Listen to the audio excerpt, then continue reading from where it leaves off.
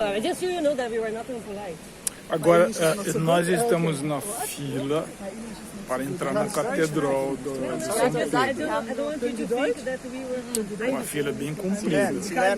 Eu espero que não tenha...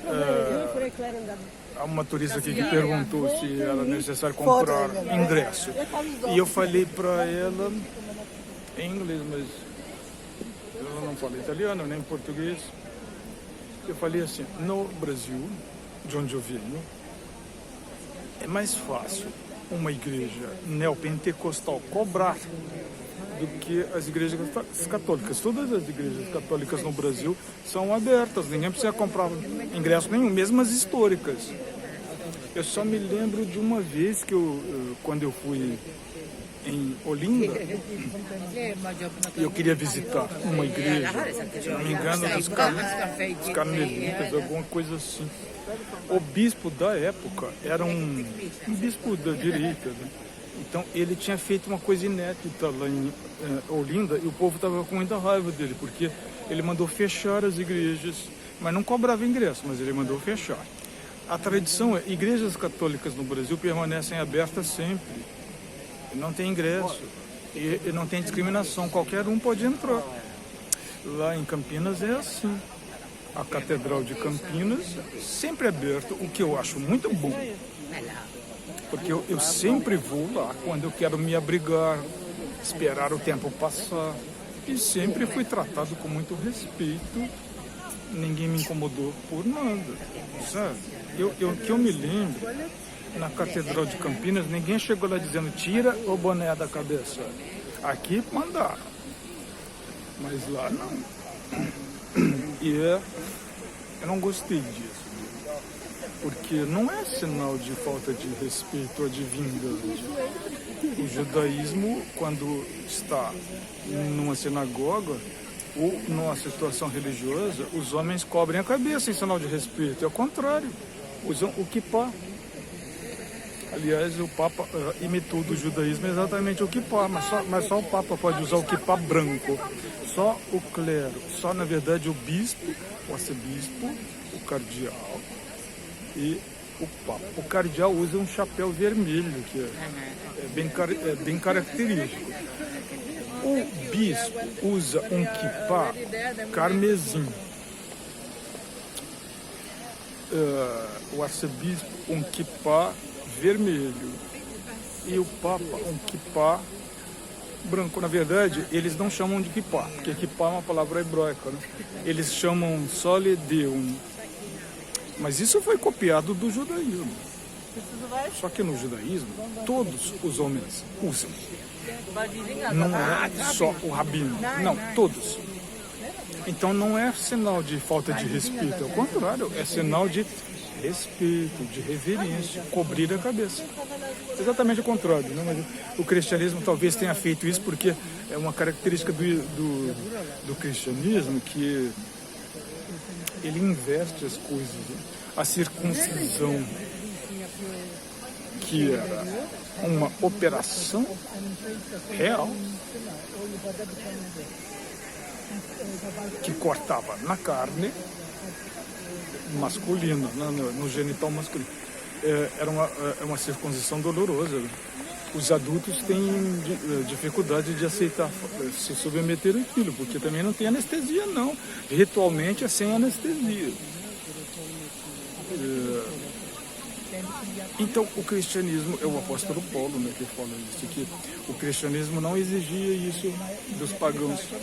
Ele exigia só uma circuncisão simbólica do coração, simbólica, não doía nada. Mas na verdade é uma inversão, né? Então o cristianismo inverte muitas coisas que na verdade foram inventadas pelo judaísmo.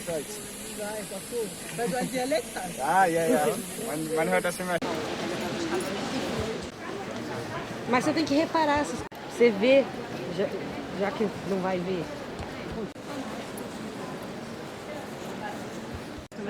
Não foi.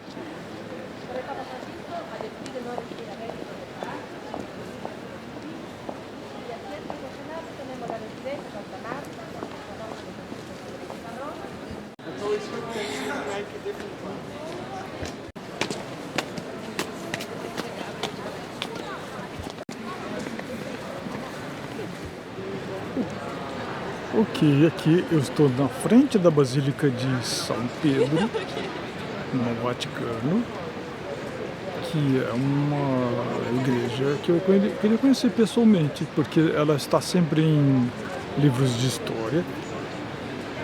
O livro de história, por exemplo, que eu adoto lá no Hopi, da escola onde eu dou aulas. Tem a Reforma Protestante e, inevitavelmente, vai ter a Basílica de São Pedro. Essa basílica, do jeito que ela está aqui, ela foi construída no período da Reforma Protestante. E ela foi feita com arrecadação de venda, não só isso, mas principalmente com a arrecadação de venda das indulgências. Esse foi um dos motivos do Martinho Lutero se rebelar, porque ele tinha vindo aqui em Roma, porque ele era um monge, né, da ordem agostiniana, e ele tinha vindo aqui. E ele ficou, como alemão, né, ele ficou muito chocado com o nível de catolicismo, de religião que se praticava na Roma da época dele, porque não havia devoção sincera, havia muita profanação, uma vida mundana, no pior sentido da palavra para um monge como ele. Então ele ficou muito chocado com a vida desleixada dos clérigos, das próprias autoridades da Igreja Católica e com o povo romano de modo geral, né? Isso ainda dá para ver um pouquinho. Eu vi em Nápoles que parece que é um povo muito religioso, mas muito safado. Em linguagem simples brasileira, um povo muito safado, mas muito religioso. É um paradoxo, né? Agora eles são religiosos por quê? Porque eles usam todo a capa, todo o verniz, né? Eles usam ritual, eles usam imagens de santo. Em todo lado a gente vê igrejas, a gente vê nichos. Então parece ser um povo muito religioso, mas isso não significa que eles vivam a ética do Evangelho no seu cotidiano. Essa é a diferença, né? Porque o ritual em si pode ser desprendido da ética. Eu acho que foi exatamente isso que o Martinho Lutero viu, porque para ele o cristianismo era, além de toda aquela aparência externa, era também a ética do Evangelho. Ele achava que uma coisa tinha que corresponder com a outra, mas não é só por isso, porque o Martinho Lutero, ele tinha sido aluno de professores que o influenciaram na sua visão sobre a Bíblia. Olha, eu estou falando de memória, como eu estou velho e passei a ter problemas de memória, especialmente por causa do avanço do fascismo no Brasil, coisa que eu já falei outras vezes, já escrevi outras vezes, e também por causa da pandemia. No pós-pandemia eu saí com problemas de memória sérios, então é muito comum que eu tenha bloqueios e esquecimentos, apagões de memória. Mas isso também porque quando eu tinha 23 para 24 anos, eu fiz várias tentativas de suicídio e a última foi por atropelamento e eu perdi a memória. Então eu tive traumatismo craniano. Até que ponto os problemas de memória que eu tenho hoje têm a ver com esse antigo traumatismo craniano? Eu não sei. Até que ponto tem a ver com a minha idade? Eu não sei. Até que ponto tem a ver com a experiência da pandemia e do fascismo? Eu não sei. O fascismo fez em mim um movimento interno de sobrevivência, o fascismo bolsonarista, que era, para preservar a minha vida, eu tive que reprimir muita coisa. Porque eu já tinha tido a experiência de viver sobre uma ditadura militar no Brasil e sabia como era. Então eu tive que recuar diante até de ameaças de morte que eu estava recebendo, e porque eu sou professor de história. E os professores de história no Brasil de Bolsonaro passaram a ser inimigos, a serem abatidos, eliminados. E não eliminados apenas simbolicamente, eliminados fisicamente. Então, eu acho que tudo isso contribuiu com o fato de perder minha memória, eu ter falhas de memória. Então, o que eu vou falar aqui, eu estou falando de improviso, depois eu vou conferir se o que eu falei é verdade, de acordo com a literatura historiográfica. Mas o Martinho Lutero, ele foi aluno de alguns importantes professores da igreja. E, na verdade, ele também é herdeiro de movimentos de 100 anos atrás, 100 anos antes dele, que eram movimentos internos de reforma da própria igreja, de volta à valorização dos escritos sagrados, né, do cristianismo, no caso, a Bíblia. Então, assim, ele não surgiu do nada.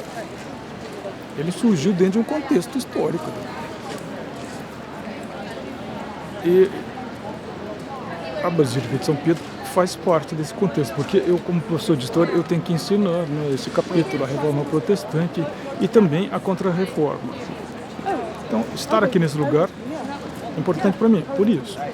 Agora, tem outro lado, né? Além do lado religioso, histórico, que dividiu a história do cristianismo ocidental, no Brasil é muito mal entendido, até por professores de história que entendem errado e superestimam uma dimensão da história que, na verdade, só é feita daquela maneira porque nós estamos no Brasil. O Brasil ainda é, eu não sei se eu estou falando certo, mas eu preciso comparar com outras estatísticas, mas o Brasil ainda é o maior país católico do mundo.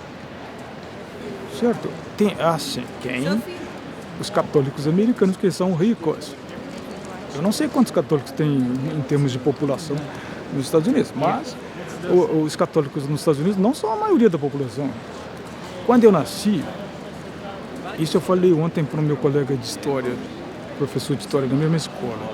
Quando eu nasci, em 1960, meu país se declarava, o Brasil, né? Mais de 90% da população se declarava católica, no espaço de uma vida, a minha vida. E agora os católicos diminuíram a proporção, estão perto de 50%, para mais ou para menos, né? Porque o fascismo fez isso também, ele impediu a realização do censo, então nós não sabemos com exatidão a proporção de católicos no Brasil atual, mas eu ainda creio que o Brasil ainda é o maior país católico do mundo, porque o meu país é a quinta população maior do mundo. A primeira é a China, que não é cristã, depois a Índia, que também não é cristã, a Indonésia, que também não é cristã, os Estados Unidos, 300 milhões de habitantes, mas o Brasil tem 220 milhões. Então, o que acontece no Brasil, no meu entender, eu até pedi muito SOS para os católicos e também para a cúpula da Igreja Católica no Brasil, que é a CNBB, né, Conferência Nacional dos Bispos Brasileiros, diante do fascismo bolsonarista, que com seu braço protestante, neopentecostal, horrível. Então eu pedi ajuda, eu pedi não, salvem a nossa democracia, porque os primeiros que vão ser massacrados, assim que se tornarem minoria, vão ser os católicos, porque eles começaram a fazer isso com as religiões de matriz africana, porque, claro, as religiões de matriz africana no Brasil, elas são minoritárias, elas são fracas, frágeis, fáceis de serem mortas, de serem agredidas, de serem trucidadas, né? Porque é uma minoria, e fascista é covarde. O fascista não enfrenta nada que seja igual a eles, ou que seja mais forte do que eles. Eles só massacram grupos indefesos, como, no caso, os grupos das religiões de matriz africana. Então eles começaram a apedrejar, a matar, a intimidar, a proibir, a fechar os templos de candomblé, de umbanda no Brasil, né? Começaram a apedrejar as pessoas praticantes dessas religiões. Mas na campanha do ano passado, né? A gente já está no outro ano, na campanha de 2022, deu para ter uma pequena amostra do que o fascismo bolsonarista é capaz de fazer e iria fazer com a Igreja Católica. Eu estou aqui no lugar onde é a sede da Igreja, né? Onde o Papa governa, o Papa argentino, Francisco. Para mim é importante, não é porque ele é argentino Talvez seja porque ele adotou o nome Francisco, que para mim é muito importante, porque eu sou um franciscano, e porque é um símbolo importantíssimo, Francisco de Assis, na minha vida, e na história da Europa, e também na história do cristianismo. O Francisco de Assis, eu sempre costumo dizer, ele fez uma interpretação do Evangelho para a época dele, que é 1200 e tanto, século XIII. O que a Reforma Protestante vai fazer depois. Então, ele montou a sua ordem toda baseada na Bíblia, ou seja, no Evangelho, na verdade, né? Ele criou todas as regras da ordem franciscana, que eu comprei, que eu li, toda baseada no Evangelho. É o Evangelho literal. Então, o Francisco de Assis é importantíssimo para mim e o atual Papa adotou esse nome, então, para mim, o nome é muito simpático.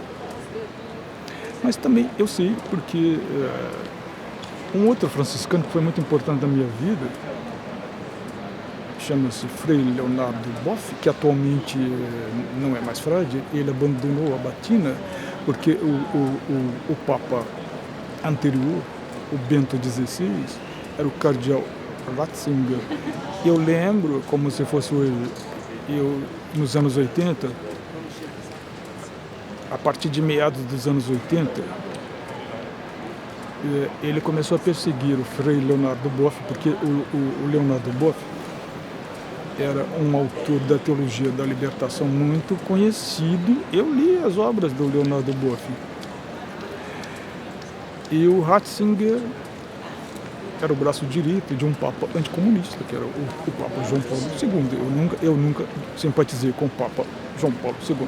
Foi o Papa João Paulo II que desmontou toda a igreja popular na América Latina. Ok, a intenção dele, que veio da Polônia, que não entendia nada do que era o catolicismo no Brasil, que é o maior país católico do mundo, porque, venhamos e convenhamos, a Polônia era o país de origem do João Paulo II. Mas o que é a Polônia em termos de população, comparando com o Brasil? É nada, é um pequeno país. E, no entanto, se dava mais importância a um país católico, da cortina de ferro, porque simbolicamente, para Ronald Reagan, para os americanos, que eram protestantes, simbolicamente era muito legal dar dinheiro para eles derrubarem o comunismo na Polônia, não é? Ok, aí também esse Papa desmontou a Igreja Popular, porque ela é de esquerda, na América Latina e no Brasil, porque essa igreja, ela simpatizava com as causas da esquerda. Ela ajudou a fundar o Partido dos Trabalhadores, não toda a igreja, mas o Partido dos Trabalhadores foi criado com base, uma das raízes é a Igreja Popular, a teologia da libertação, uma das raízes, e não era tão ligado assim não, porque o Leonardo Boff nunca foi filiado ao Partido dos Trabalhadores, mas eu fui influenciado pela teologia dele, pelos livros dele que eu comprei, certo? Eu gostei, porque para mim a teologia da libertação me reaproximou do cristianismo. Eu era ateu, gente. Então, olha só, o que ele fez ali foi me interessar pelo cristianismo, porque ele me ensinou que o cristianismo não era necessariamente contra a justiça social. O cristianismo não era necessariamente a favor do capitalismo. Como professor de história, eu sempre digo assim, o capitalismo é algo recente na história da humanidade. No Império Romano não existia capitalismo, existia uma sociedade escravista, que nada tem a ver com capitalismo. Existia dinheiro, mas não capital. Depois veio a Idade Média, que era outro sistema, né? O sistema feudal. Também não existia capitalismo. A igreja passou a ser poderosa aqui na Europa. Não é? O Papa governava um reino, né? Os estados papais. Mas o capitalismo, ele só nasce enquanto capitalismo, modo de produção capitalista, no século XVIII, num país protestante chamado Inglaterra. Então, assim, capitalismo não é sinônimo de catolicismo, mas eu também questiono essa coisa de achar que o capitalismo é sinônimo de calvinismo. Não é. Eu andei muito na Suíça, eu estou lá, minha filha se casou com um suíço,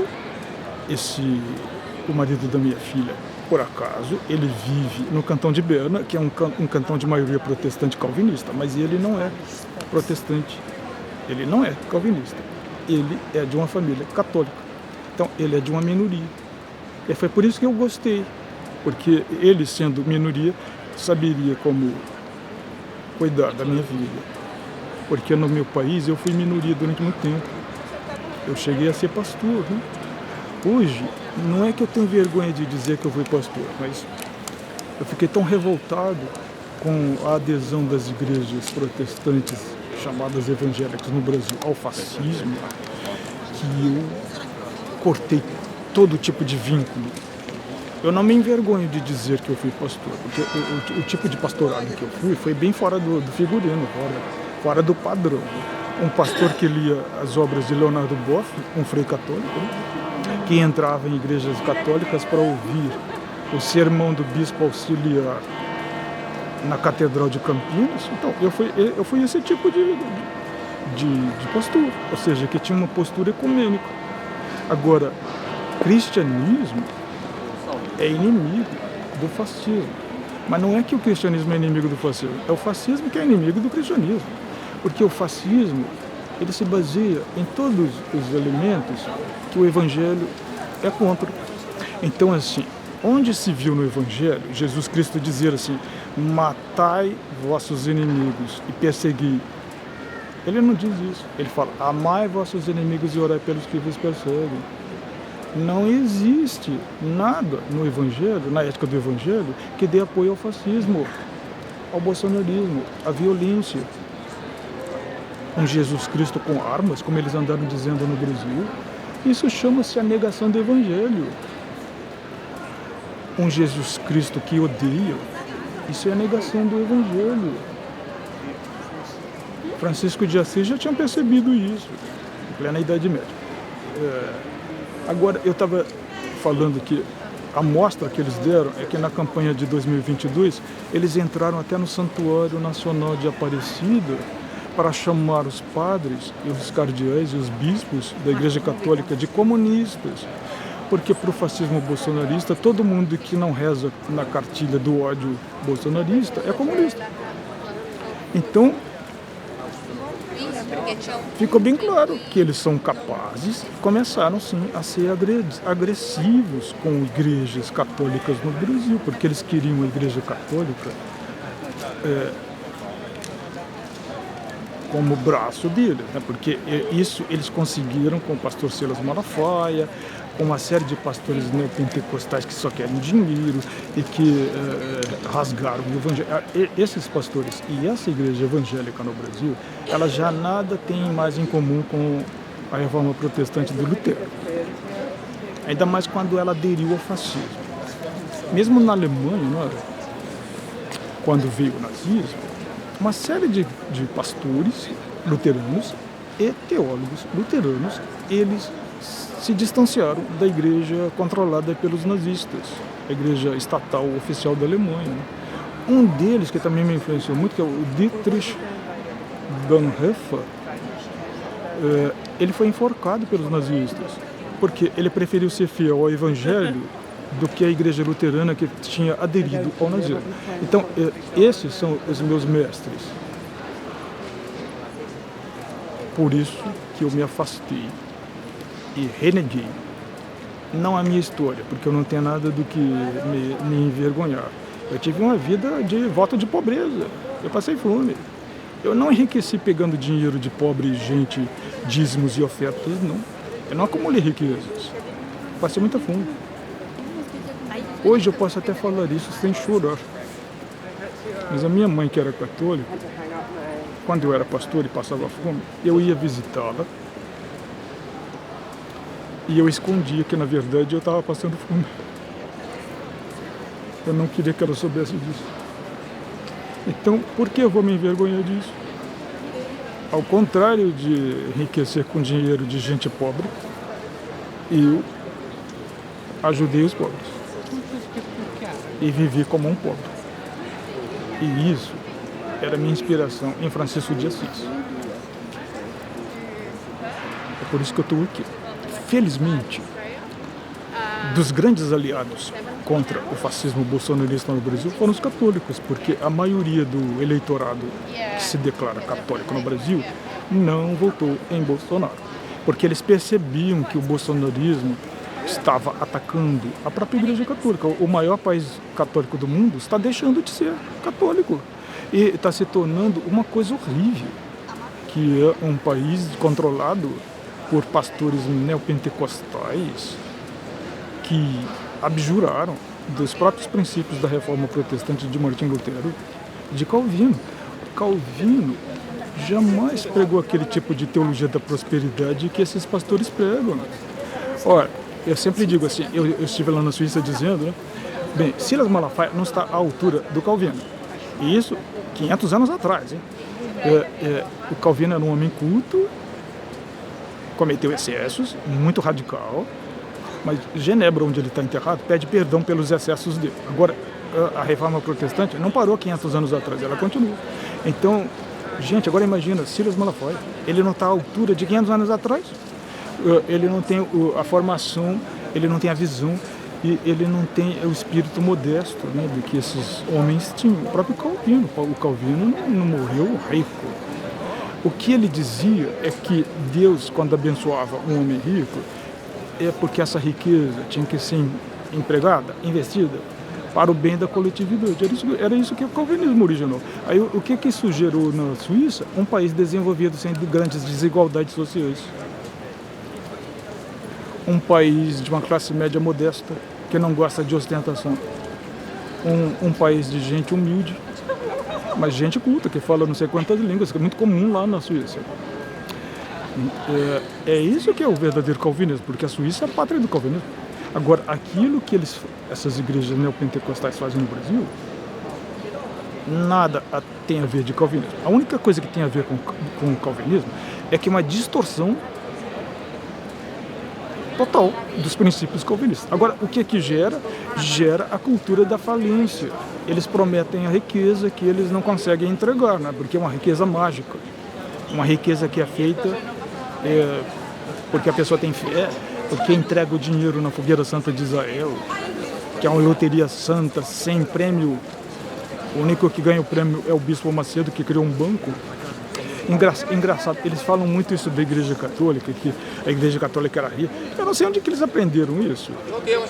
Eu não sei onde eles investigaram isso. Porque eles não gostam de estudar, eles não gostam de ler. Então, assim, no Brasil, a Igreja a Igreja Católica não é dona de grandes terras, como eles ficam dizendo. É porque não sabe contextualizar, não conhece história. Ele deve ter lido num livrinho assim, resumido qualquer, e aprender um parágrafo qualquer, então ele fica repetindo aquilo, que a igreja é cheia de ouro. Existe até ouro aqui no Vaticano, que eu vi nos museus, mas é museu. Hoje é um ouro que pertence à humanidade. Não é posse pessoal de ninguém. E é bem diferente do ouro do Bispo Macedo, né? Porque o ouro do Bispo Macedo é o dinheiro do banco que ele criou. Agora, o que ele faz com esse banco? Ele investe na prosperidade do Brasil? Ele cria empregos investindo?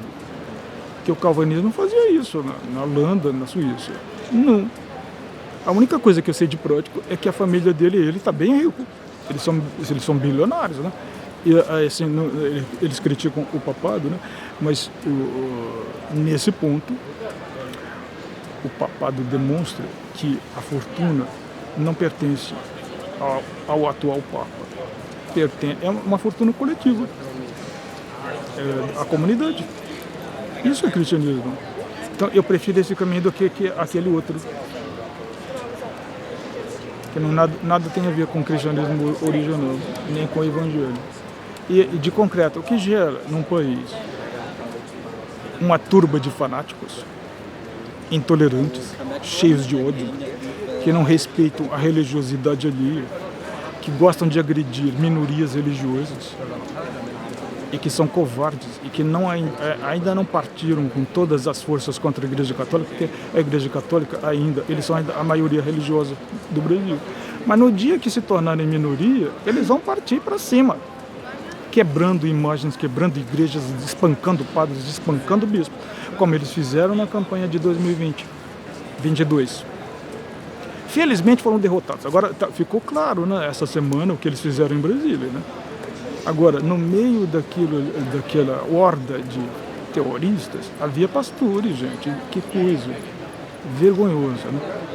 É horrível. Eu andei esses dias aqui em Roma e eu vejo o patrimônio histórico dessa cidade preservado. É um bem que pertence ao povo italiano. Mas, mais do que isso, pertence à humanidade. Agora, o que eles fizeram na cidade onde eu fui criado, que é Brasília, para mim, é abominável. É imperdoável.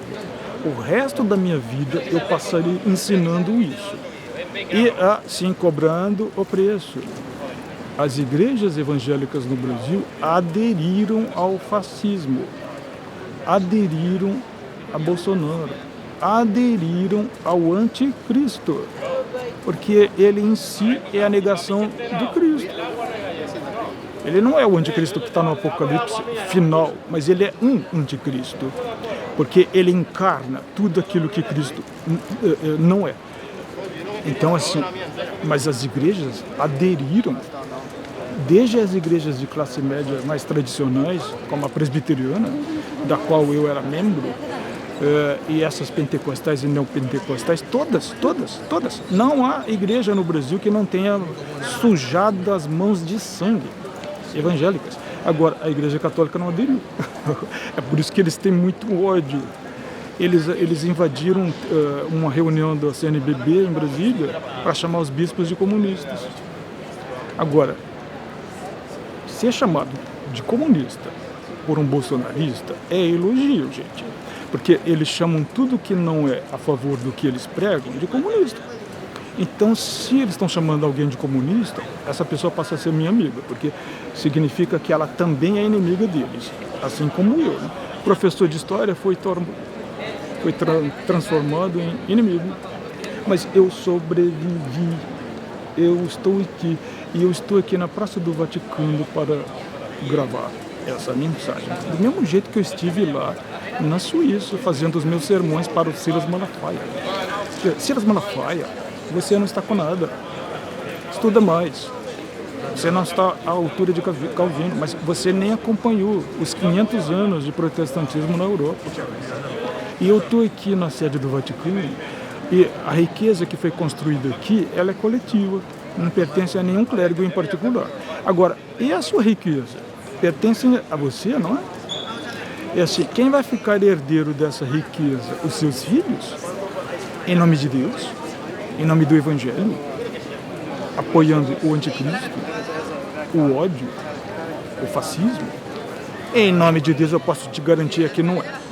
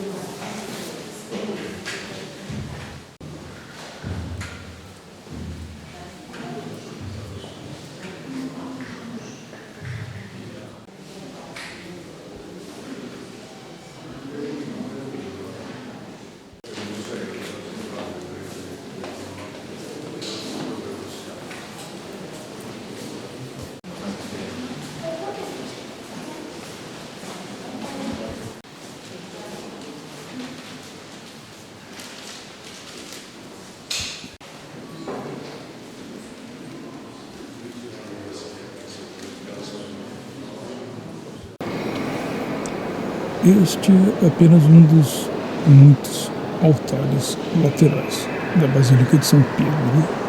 Aqui a própria Basílica, em tudo, arquitetura, na decoração, tudo é uma grande obra de arte, mas ao mesmo tempo é uma igreja que funciona como igreja. Então, há católicos que vêm aqui e se comportam do mesmo modo que eles se comportam em qualquer igreja católica no Brasil.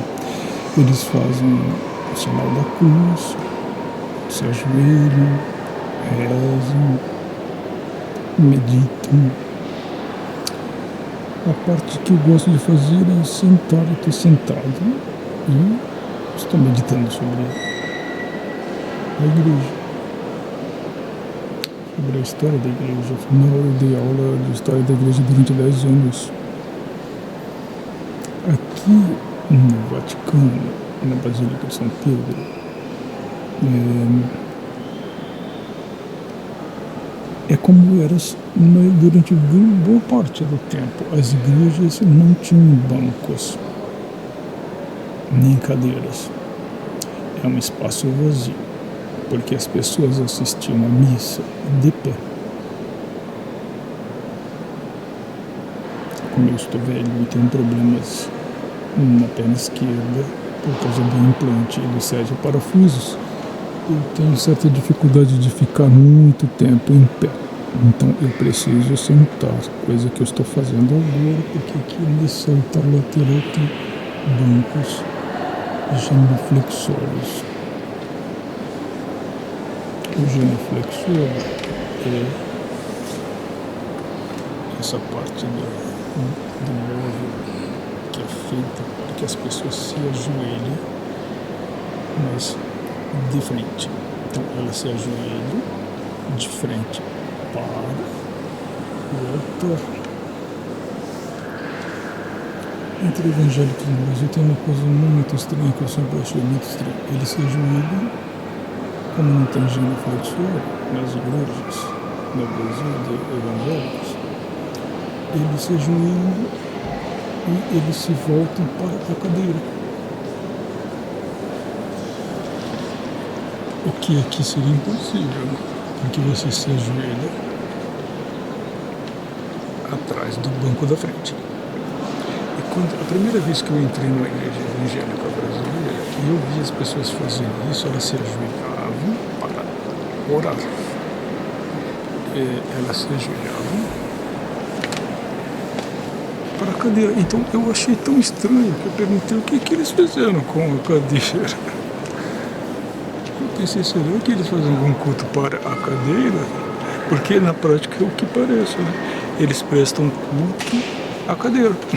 Só podia ser no Brasil mesmo, esse tipo de coisa. Porque distorcer o próprio conceito de ajoelhar-se. Ajoelha-se diante do rei. E no caso, o rei é Jesus Cristo. Né? E onde que está simbolicamente o rei? No altar. Numa igreja evangélica também pode acontecer isso. Ajoelha-se para a frente, onde simbolicamente está Jesus, o rei. Mas só que eu vi aqui nas igrejas reformadas da Europa, é assim, é parecido com a igreja católica. Na verdade, o que aconteceu na Europa protestante foi que eles reformaram a igreja católica que existia antes. Então, as catedrais da igreja reformada na Suíça, elas são catedrais que foram construídas como igrejas católicas na Idade Média. Ou seja, não são muito diferentes, elas são até mais antigas do que a Basílica de São Pedro, no Vaticano. A Catedral de Münster, em Berna, ela é mais antiga que a Basílica de São Pedro. E ela é tipicamente uma igreja catedral medieval, com todas as características de uma igreja católica da Idade Média. A única diferença é que ela passou pela reforma protestante e se tornou uma igreja reformada suíça, calvinista.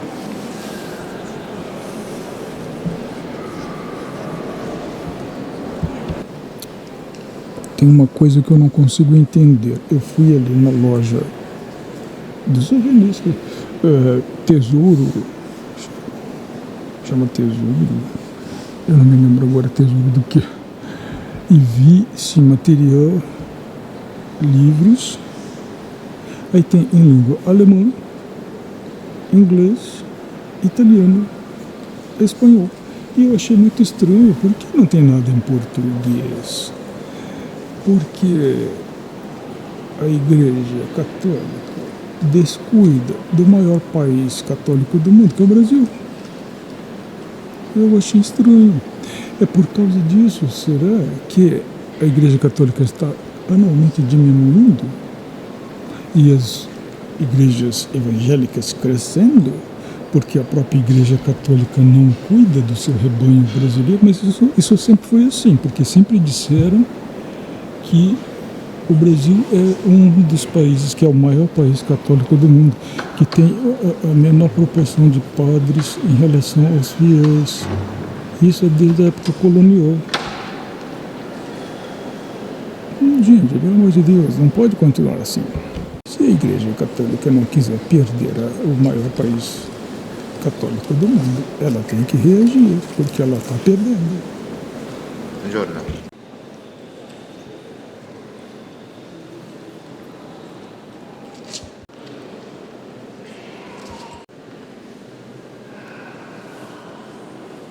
Aqui é a capela do altar lateral do Santo Papa João Paulo II, o Papa anticomunista. Ele foi santificado rápido pelo Ratzinger, aquele que desmontou a Igreja Popular no Brasil. E ele fez essa proeza, né? Ele abriu espaço para que os evangélicos crescessem e atualmente estejam ameaçando em ultrapassar em proporção a quantidade de católicos no Brasil. Então, o resultado do santificado Papa anticomunista foi abrir as portas para as igrejas evangélicas no Brasil e para que a Igreja Católica perdesse cada vez mais influência e poder no Brasil. É isso que ele fez. A igreja foi deixando de ser popular, se afastando das causas populares. Não por acaso, né? Mas eu acho que ainda há tempo e espaço para a igreja, especialmente sob esse papado de Francisco, se recuperar no Brasil.